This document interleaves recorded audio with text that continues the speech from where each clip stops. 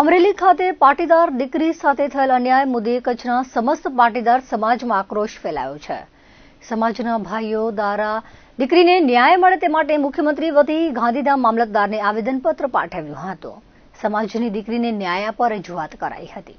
આ વેળાએ મોટી સંખ્યામાં સમાજના આગેવાનો હાજર રહ્યા હતા। ગાંધીધામ અંજાર સમસ્ત પાટીદાર સમાજ અહીંયા એકઠો થયો છે અને બહોળી સંખ્યાની અંદર અહીંયા યુવાનો વડીલો આજે અમરેલીની અંદર જે છેલ્લા એક અઠવાડિયાની અંદર જે ઘટના ઘટી પાટીદાર દીકરી ઉપર ભાજપના નેતાઓના અંદરના ઝઘડાના બાબતે એક નિર્દોષ બાળકી એક કુંવારી દીકરીની જે સંડોવણી કરવામાં આવી છે એ બાબતે જે દીકરીનું સરઘસ કાઢવામાં આવ્યું અને જે દીકરી ઉપર કેસ દાખલ કરવામાં આવ્યો એ બાબતે આજે મામલતદાર કચેરી ખાતે સર્વે પાટીદાર સમાજના યુવાનો વડીલોએ આજે આવેદનપત્ર આપ્યું છે।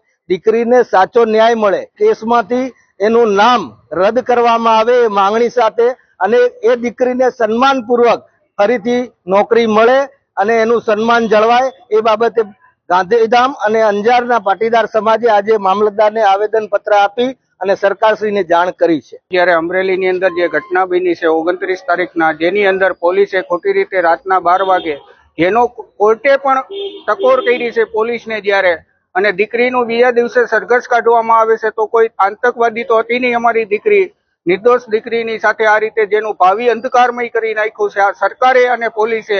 અને અમારી માંગણી તો પાટીદાર સમાજની એ માંગણી છે કે તમામ જવાબદાર અધિકારીઓ ડિસમિસ થવા જોઈએ અને જે મોટા રાજકીય માથાઓનો ઇશારે કામ થયું તેના પણ નામ ખુલવા જોઈએ। આટલી પાટીદાર સમાજની માંગણી છે।